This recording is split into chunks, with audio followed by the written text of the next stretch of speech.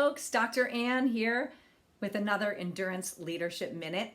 Here today to talk with you a little bit about smartwatches.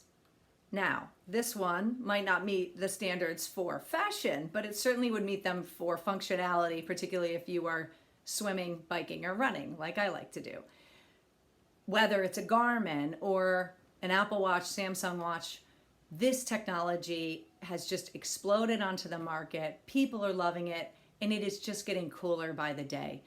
The sophistication that we have now pales in comparison to what we're going to have in the future. And I am so excited about the ways that you can leverage this technology to help you be a better endurance leader.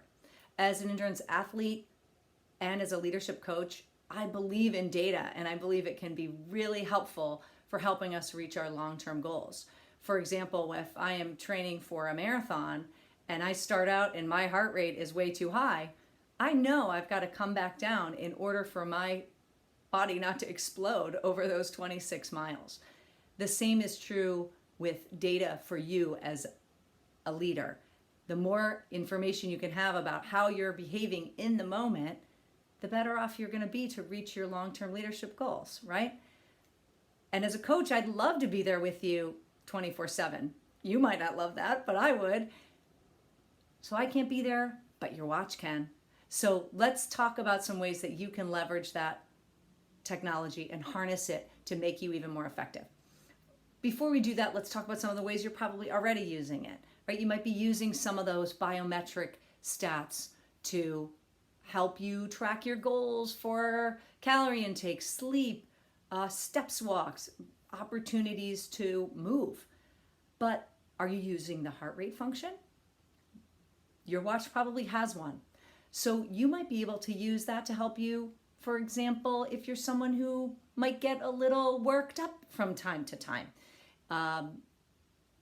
If you are someone who in meetings might allow frustration to show up in the way that you're engaging with people, and that's not serving you well, you might put your heart rate function to work. So I'm using an example from a client to illustrate this.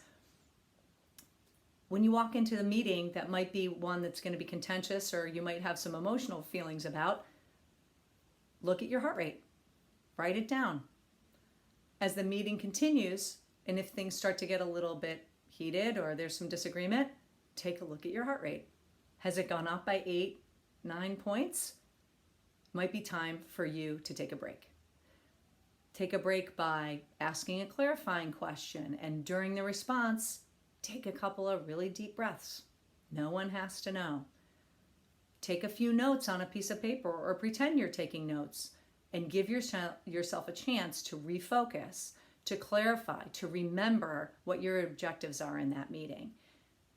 That may help you to have a cooler head and to make better decisions and engage more effectively in that meeting. It worked for my client who was seen as a bit of a hothead, and eventually over time using this technology started to seem more strategic and more collaborative in meetings, which ended up benefiting his relationship with some colleagues. So that's one way to use biometric data in ways you might not be. You might be using other functions like your timer functions. You might be setting alarms for certain things. You might have your calendar uploaded so that you get a reminder. But maybe you could use your timer in a different way. For example, I had a client who was relatively new to her organization. She was junior in terms of years on the executive team, and she was struggling a little bit to find her voice and to feel comfortable asking questions and making statements in some high-level meetings. What she did is she set an intention for the meeting that she was going to try to engage within the first 25% of the meeting. So often that was an hour meeting. She might set it for 15 minutes. After 15 minutes, her alarm would go off just on vibrate on her watch. And she could take stock. Had she contributed yet? If she hadn't, she pressed herself to find a way to give a well-placed question, to offer her opinion. She didn't do it every single time because it would have felt too forced, but it was a reminder for her of what her long-term goals were and to somewhat push herself out of her comfort zone so that she could get what she really wanted. So as a result, she also began finding her voice. The initial thoughts that people had about her as being less confident went away. She started to show her expertise. She started adding strategic value, and it really shifted the way that people saw her. Lastly, there's already tons and tons of coaching apps out there.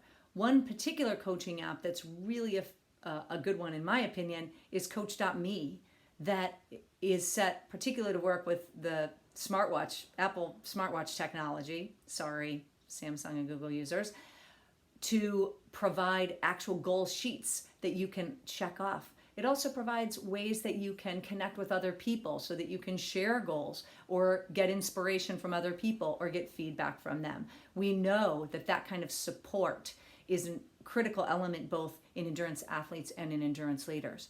So these are 3 ways that you might have technology on your wrist that you're not even taking advantage of.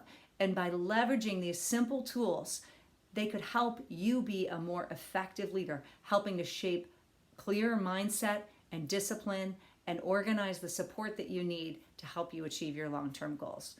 So that's our Leadership Minute for today. Would love to hear your feedback. How are you using your smartwatch to help you achieve your goals?